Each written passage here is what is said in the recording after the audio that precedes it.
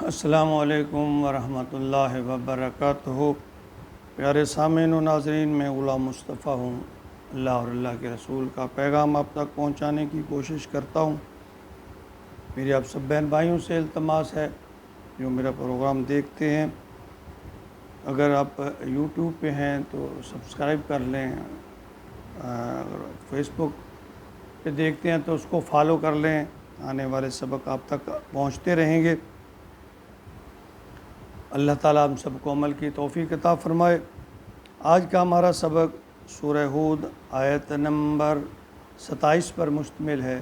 اعوذ باللہ من الشیطان الرجیم، بسم اللہ الرحمن الرحیم۔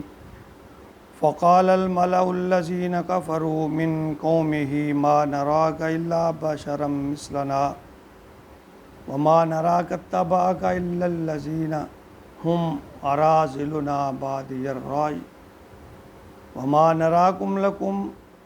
نراکم علینا من فضل بل نظنکم کاذبین۔ پچھلے سبق میں عرض کر چکا ہوں کہ انبیاء رسل کے حوالے سے حضرت نوح علیہ السلام نے جب اپنی قوم کو توحید کا درس دیا کہ تم صرف اپنے رب العالمین کی ہی عبادت کرو، جو تم بتوں اور غیر اللہ کی پوجا کر رہے ہو یہ طریقہ درست نہیں ہے، ٹھیک نہیں ہے۔ میں اللہ کا پیغمبر ہوں، تمہیں صراط مستقیم کی طرف رہنمائی کرنے آیا ہوں۔ تو قوم کے سرداروں کی طرف سے جو ریسپانس ملا اس کا اس آیت میں ذکر ہے۔ فرمایا فقال الملأ الذین کفروا، کہا اس قوم کے سرداروں نے، یعنی کافر لوگوں کے جو قوم کے سردار تھے انہوں نے کہا، من قوم ہی، جو اس قوم میں سے تھے، ما نراک الا بشرا مثلنا، کہ اے نوح ہم نہیں دیکھتے کہ تو بھی ہماری طرح کا انسان ہی ہے، ہم تو تمہارے اندر کوئی خاص خوبی، کوئی خاص بات ہمیں نظر نہیں آتی۔ وما نراک اتبعک، اور ہم نہیں دیکھتے، وما نراک اتبعک الا الذین، ہم نہیں دیکھتے کہ جو تیری پیروی کرنے والے ہیں وہ الا الذین، ایسے لوگ ہیں، ہم اراذلنا بادی الرأی، ادنا درجے کے غریب کم تر لوگ ہیں، یعنی جو تیری بات ماننے والے مفلس ہیں، نچلے طبقے کے ہیں۔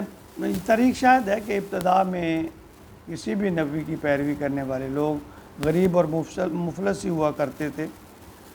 وما نراک لکم علینا، اور ہمیں نظر نہیں آتی، علینا من فضل، تمہارے اندر کو خاص خوبی برتری، بل نظنکم کاذبین، بلکہ ہم تجھے گمان کرتے ہیں کہ تو جھوٹ ہے۔ یعنی صاف نوح علیہ السلام کا بات کا انکار کر دیا۔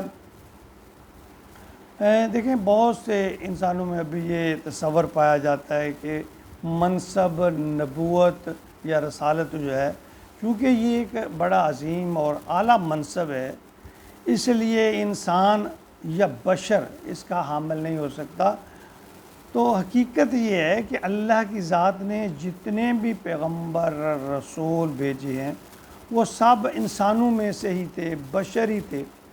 جب اللہ نے انسان کو اپنا خلیفہ ہی بنا لیا، خلیفہ قرار دے دیا، تو اللہ اپنی مخلوق میں سے جسے چاہے کوئی ذمہ داری عطا کر دے۔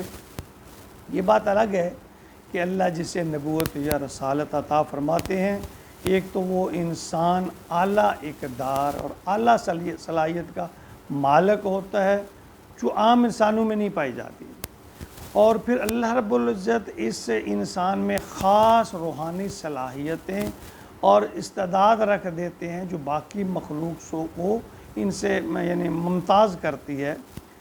تو اس منصب کے لیے مال و دولت یا مرتبے کی نہیں، روحانی قوتوں اور صلاحیتوں کی ضرورت ہے۔ برائیوں اور نافرمانیوں کی ابتدا اکثر مال و دولت کی کثرت سے ہی شروع ہوتی ہے، اقتدار اور اختیار کی وجہ سے ہی ہوتی ہے۔ جو کمزور کو محکوم اور غلام بنا کر رکھنا چاہتے ہیں، پیغمبر یا رسول کی دعوت جو ہے وہ دراصل معاشرے کے اکابرین کی غلامی سے نجات، آزادی اس کی دعوت ہے۔ یہی بات وقت کے ان اکابرین کو بھاتی نہیں ہے، کیونکہ یہ اہل ثروت اور اہل اقتدار لوگ جو ہیں وہ اپنے آپ کو دوسروں سے افضل سمجھتے ہیں، بہتر سمجھتے ہیں۔ تو کفار مکہ بھی محمد رسول اللہ صلی اللہ علیہ وآلہ وسلم پر پھپتیاں کستے تھے، نعوذ باللہ، کہ اللہ کو نبوت دینے کے لیے آپ ہی ملے تھے۔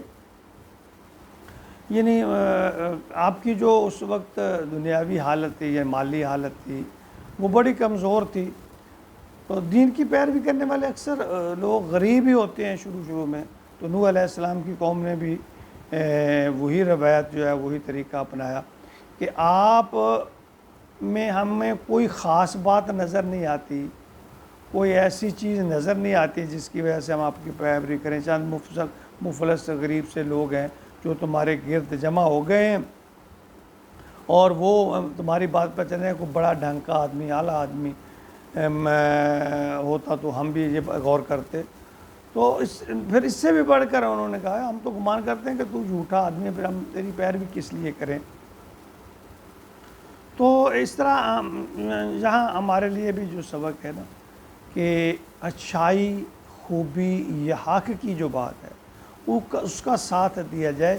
یہ نہ سوچا جائے کہ ہم کمزور ہیں، ہمارا ساتھ دینے سے کیا فائدہ ہوگا، ہم چند آدمی ہیں، کمزور آدمی ہیں، جب تک بڑے لوگ نہیں ہماری سپورٹ کریں گے، یہ نہیں دیکھنا چاہیے، بلکہ اصلاح کی کوشش کرنی چاہیے۔ ہماری اس میں نیت کو اللہ نے دیکھنا ہے کہ ہماری نیت کیا ہے۔ اللہ تعالیٰ نا نتیجے کا ذمہ دار نہیں ٹھہراتا ہے انسان کو کہ نتیجہ کیا نکلتا ہے۔ اللہ دیکھتے ہیں کہ انسان کوشش کیا کرتا ہے، اس کی نیت کیا ہے۔ تو اگر اس کی کوشش، نیت اچھی ہے، اصلاح کی ہے، بہتری کی ہے اور اللہ کی رضا کی خاطر ہے، صراط مستقیم تلاش کرنے کی خاطر ہے، حق کی خاطر وہ ساتھ دے رہا ہے، تو پھر اس کو اس کی کوشش کا اجر ملے گا۔ یہ ضروری نہیں ہے کہ وہ کامیاب ہو جائے دنیا میں، دنیاوی بات ہے، آخرت میں وہ کامیاب ہو جائے گا۔ اللہ تعالیٰ محنت اور کوشش کو دیکھتے ہیں، اللہ تعالیٰ اس کا نتیجہ نہیں دیکھتے ہم نے اپروو کیا کیا، ہم نے اس کا نتیجہ کیا نکال لیا، نہیں۔ تو ایسا ہوتا تو حضرت نوح علیہ السلام 950 سال تبلیغ کرتے رہے، 80 آدمی مسلمان ہو سکے، تو پھر اس لحاظ سے نعوذ باللہ تو حضرت نوح کامیاب ہی نہ ہوئے کہ صرف 80 آدمی اتنے سالوں میں، یعنی 100 سال میں ایک آدمی، اس سے بھی کم۔ تو نہیں، نوح علیہ السلام نے اپنا حق ادا کر دیا، جو اللہ نے ان کے ذمہ ڈیوٹی لگائی تھی انہوں نے وہ پوری کر دی۔ اب کسی کو اللہ نے ہدایت دی ہے یا نہیں دی ہے، یہ اللہ کا معاملہ ہے۔ اس لیے ہمیں یہ نہیں سوچنا چاہیے کہ ہم کوشش کریں گے، ہماری کوشش کیا رنگ لائے گی، ہم تھوڑے سے ہیں، ہم غریب ہیں، ہم چند لوگ ہیں۔ نہیں، یہ دیکھنا چاہیے کہ اللہ کا حکم کیا ہے، سچ کے ساتھ کھڑے ہو جاؤ، سچ کے ساتھ ڈٹ جاؤ، بس اللہ کو یہی پسند ہے، یہی ادا پسند۔ حضرت امام حسین کو بھی تو نظر آ رہا تھا کہ میری تعداد تھوڑی ہے، میرے اوپر یہ حاوی ہو جائیں گے، لیکن آپ ڈٹے رہے، حسینی بنیے، یزیدی نہ بنیے۔ اللہ تعالیٰ میں سعی اور اصلاح کے ساتھ کھڑے ہونے کی توفیق عطا فرمائے، آمین۔